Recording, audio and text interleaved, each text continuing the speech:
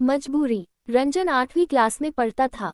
आज स्कूल से छुट्टी होते ही वह घर पहुंचा तो देखा उसकी मम्मी बैठी रो रही थी। रंजन, मम्मी क्या बात है, आप क्यों रो रही हो?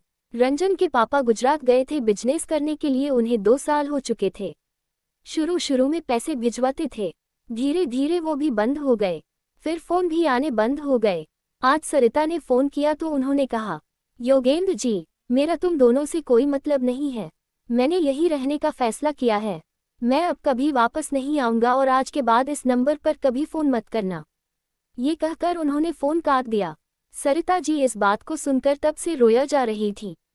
रंजन, मम्मी आप चिंता मत करो, मैं कल से कोई काम ढूंढ लेता हूँ।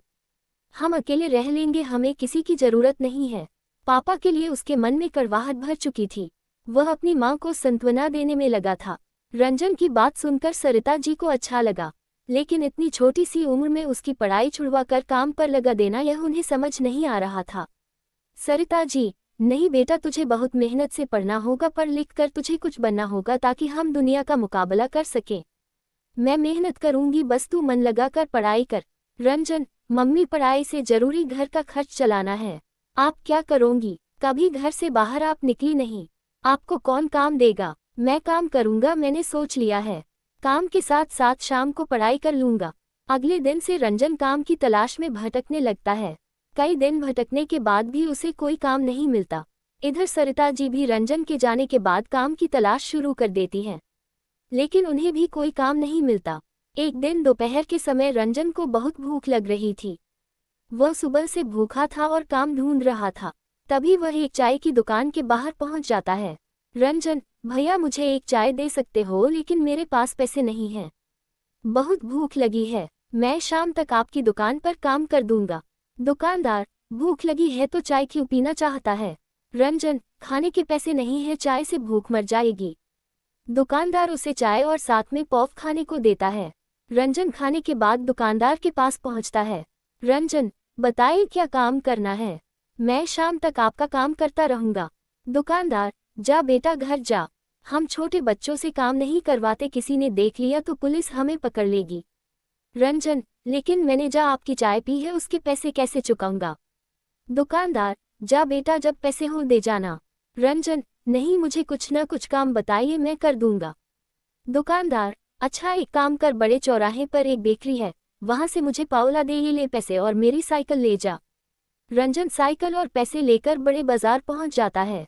वह पाव लेकर वापस आने लगता है, तभी पाव वाला पूछता है, पाव वाला, सुन, तू और भी दुकानों पर मेरे पाव पहुंचाएगा, तुझे कमीशन दूंगा। एडवर्टिजमेंट्स। रंजन, लेकिन मेरे पास साइकिल नहीं है, ये तो चाय वाले की है। पाव वाला, मैं तुझे साइकिल भी दूंगा, शाम तक जितने पाव पहुंचाएगा उसके पैसे मिल जाएंगे, लेकिन काम ईमानदारी से करना, कहीं मेरी साइकिल लेकर भाग मत जाना। रंजन, मालिक मैं ईमानदारी से काम करूंगा, आप चिंता मत करो। अगले दिन रंजन पाव वाले की दुकान पर पहुंच जाता है। वह उसके पाव दुकानों पर पहुंचा देता है।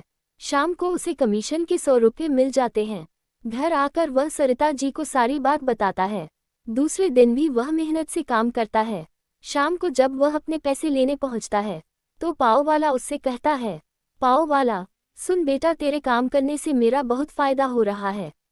कल तू पाव देने के बाद दूसरे बाजार में जाकर ये पाव वहां की दुकान वालों को दिखाना, क्या पता वहां से ऑर्डर मिलने लगे, इससे मेरी भी कमाई होगी और तेरी भी।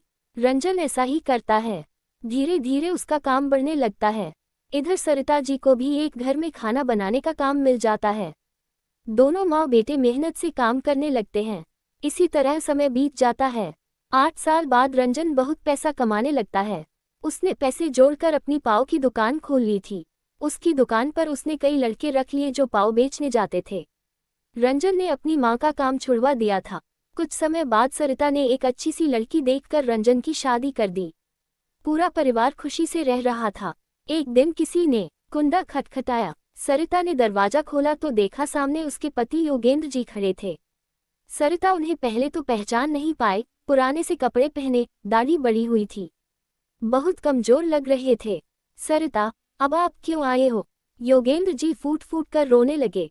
योगेंद्र जी, मुझे माफ कर दो, मैंने वहाँ बहुत पैसा कमाया, फिर मैंने वही शादी कर ली, उसके बाद सब कुछ अच्छा चल रहा था, लेकिन एक दिन मैं बीमार पड़ गया।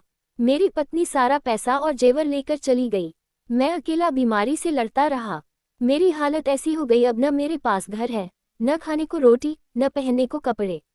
मैंने तुम लोगों के साथ बहुत बुरा किया, लेकिन अब मैं कहाँ जाऊँ, मुझे कुछ समझ नहीं आ रहा था, इसलिए मैं यहाँ चला आया। सरिता, आपको पता है हमने कैसे दिन काटे हैं। रंजन ने पढ़ाई छोड़कर दिन रात मेहनत की, तब कहीं जाकर यह सब बना पाया। मैं तो आपको माफ भी कर दूं, लेकिन वह कभी आपको माफ नहीं करेगा। शाम को रंजन आया तो उसे सारी बात का पता लगा। रंजन, माँ इनसे कहो यहाँ से चले जाएं, मुझे इनसे कोई मतलब नहीं है। सरिता जी बैठी रो रही थी। उन्हें रोता देख रंजन ने कहा, रंजन, मम्मी मैं आपको रोते नहीं देख सकता। ये बाहर वाले कमरे में रह सकते हैं, लेकिन हम लोगों से कोई मतलब नहीं होगा। आप इनका खाना वहीं पहुंचा देना।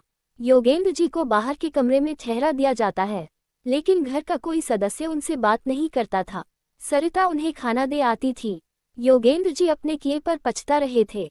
इधर रंजन ने उनसे सब रिश्ते तोड़ दिए थे। सरिता जी चाहकर भी अपने पति की मदद नहीं कर सकती थी, क्योंकि उन्हें अपने बेटे के कष्ट नजर आते थे। एक दिन योगेंद्र जी रात को सोए तो सुबह उठे नहीं। घर में मातम छा गया। रंजन ने अपने पिता को आखिरी विदाई दी, लेकिन उनके जाने का दुख केवल सरिता को था। रंजन की जिंदगी से तो वे बहुत पहले चले गए थे।